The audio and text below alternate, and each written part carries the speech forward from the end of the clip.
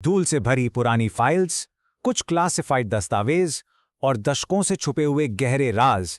आज हम हिस्ट्री के उन पन्नों को खोलने वाले हैं जिन्हें हमेशा से बस दबाने की कोशिश की गई। वर्ल्ड वॉर II के अंधेरे रास्तों में चलकर आज हम इन्वेस्टिगेट करेंगे the absolute untold story of Netaji Subhash Chandra Bose.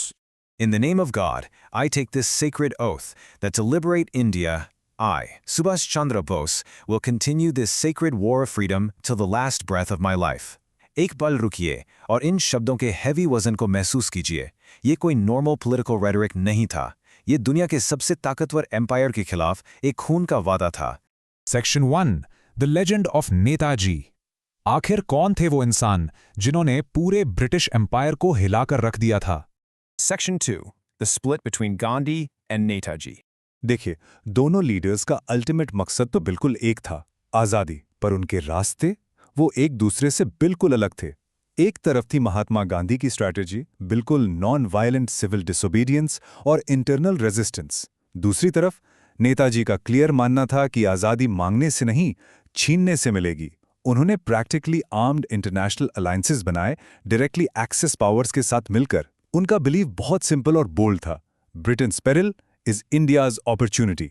उन्होंने पूरे कॉन्विक्शन के साथ दुनिया से रेडियो पर कहा था, to realise for once and all that in the world of tomorrow there would be no British empire. उनका ये कंप्लीटली अनकॉम्प्रोमाइजिंग स्टांस उन्हें आखिरकार कांग्रेस से दूर ले गया और ब्रिटिश इंटेलिजेंस के हेवी रडार पर ला खड़ा किया। Section 3 The Great Escape. Imagine कीजिए, जनवरी 17, 1941 की आधी रात नेताजी अपने नेफ्यू के साथ एक जर्मन वॉन्डरर सेडान में चुपचाप निकलते हैं। कालका मेल पकड़कर पेशावर पहुंचते हैं, फिर उन खतरनाक ट्राइबल बॉर्डर्स को क्रॉस करके सीधा काबुल और आखिर में against all impossible odds Soviet union होते हुए अप्रैल को बर्लिन पहुंचते हैं। उन्होंने प्रैक्टिकली दुनिया के सबसे स्ट्रिक्ट इंटेलिजेंस नेटवर्क को चकमा दे दिया था। लेकिन ये वर्चुअली इम्पॉसिबल सफ़र उन्होंने तय कैसे किया? इन 3 ब्रिलियंट डिस्गाइसेस के जरिए। पहले एक north Indian insurance agent Mohammad Ziauddin बनकर, फिर अफगानिस्तान के रफ टेरेन में एक डेफ एंड म्यूट पठान बनकर, ताकि उन्हें वहां पश्तो ना बोलनी पड़े, और फाइनली यूरोप पहुंचने के लिए एक इटालियन डिप्लोमेटिक करियर बन गए ओरलैंडो मजोटा के फोर्स्ड पासपोर्ट के साथ। ये एस्पियोनेज और इवेजन का लिटरली एक मास्टर क्लास था।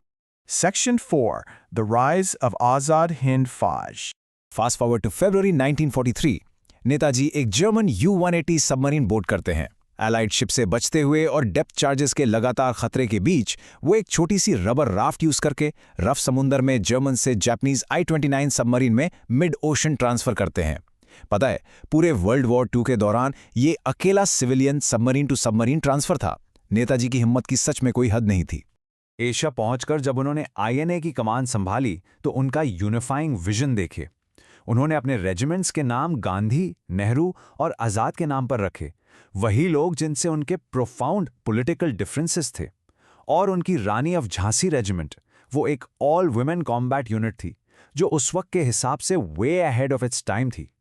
उनकी फौज बस 3 सिंपल उर्दू शब्दों पर चलती थी, इत्तेफाक, इत्माद, कुर्बानी, यूनिटी, फेथ एंड सैक्रिफाइस। उनका लेजेंडरी बैटल क्राई था, दिल्ली चलो। मार्च 1944 में इम्फाल और कोहिमा कैंपेन्स शुरू हुए। शुरुआती जीत भी मिली, मोइरांग में हमारा तिरंगा फहराया गया। पर फिर खतरनाक मॉनसून आ गया। एयर कवर के बिना ब्रिटिश फोर्सेस ने उनकी सप्लाई लाइंस पूरी तरह काट दी। इन सोल्जर्स का जो दर्द और सैक्रिफाइस था ना, वो वर्ड्स में बयान नहीं हो सकता। कीचड़ और बीमारी में बस जिंदा रहने के लिए उन्हें घास तक खानी पड़ी। आखिर में बहुत भारी दिल के साथ जुलाई 1944 में उन्हें रिट्रीट का ऑर्डर मिला। Section 5 The Death Mystery. और अब एज एन इन्वेस्टिगेटिव रिसर्चर मैं आपसे एक सीधा सवाल पूछता हूं, क्या वाकई अगस्त 18, 1945 के उस ताइपे प्लेन क्रैश में नेताजी की मौत हो गई थी, या फिर वो परछाइयों में जिंदा रहे? ये मॉडर्न इंडिया की सबसे बड़ी, सबसे डार्क अनसॉल्व्ड मिस्ट्रीज में से एक है। देखिए, ऑफिशियल टाइमलाइन कुछ ऐसी है। अगस्त 17 को वो साइगॉन से निकलते हैं। अगस्त 18 की दोपहर उनका बॉम्बर ताइपे में रिफ्यूल करता है। फिर टेक ऑफ के तुरंत बाद एक भयंकर एक्सप्लोजन होता है, प्लेन क्लैश हो जाता है। फ्यूल टैंक के पास बैठे बोझ आग की लपेटों में घिर जाते हैं और बताया जाता है कि उस शाम 3rd डिग्री बर्न्स के साथ एक मिलिट्री हॉस्पिटल में उनकी सांसें थम जाती हैं। अब ये पूरी नैरेटिव आई विटनेस टेस्टिमनीज पर बेस्ड है। उनके अकेले Indian companion colonel Habibur Rahman, doctor Yoshimi जिन्होंने उन्हें ट्रीट किया, और वहां मौजूद एक इंटरप्रेटर, इन सब की बातें एकदम मैच करती हैं। लेकिन फिर भी सोचने वाली बात है कि चंद्र बोस का ऑफिशियल जापानीज डेथ सर्टिफिकेट बिल्कुल गायब हो जाता है। ऐसा कैसे हो सकता है? यहीं से जन्म लेती है the famous Gumnami Baba anomaly. एक तरफ है ऑफिशियल थ्योरी कि नेताजी की 1945 में मौत हुई और उनकी एशेज जापान के रेनकोजी टेम्पल में रखी हैं। दूसरी तरफ है फैजाबाद एसेटिक की थ्योरी। 1985 में यूपी में एक मिस्टीरियस साधु गुमनामी बाबा की मौत होती है। जब बाद में अथॉरिटीज उनके ट्रंक्स खोलती है ना, तो उन्हें मिलती हैं British vintage typewriters, world war II के जर्मन बायनोक्यूलर्स और नेताजी के पेरेंट्स की ओरिजिनल फैमिली फोटोग्राफ्स। अब आप ही सोचिए, एक आम साधु के पास ये सब हाई लेवल आइटम्स क्यों होंगी? इस अंडलेस बहस को साइंटिफिकली खत्म करने के लिए कोलकाता की CFSL ने गुमनामी बाबा के दांतों का DNA टेस्ट किया। रिजल्ट ने ब्लंटली कहा कि वो बोस नहीं थे। पर यहाँ एक बहुत बड़ा ट्विस्ट है।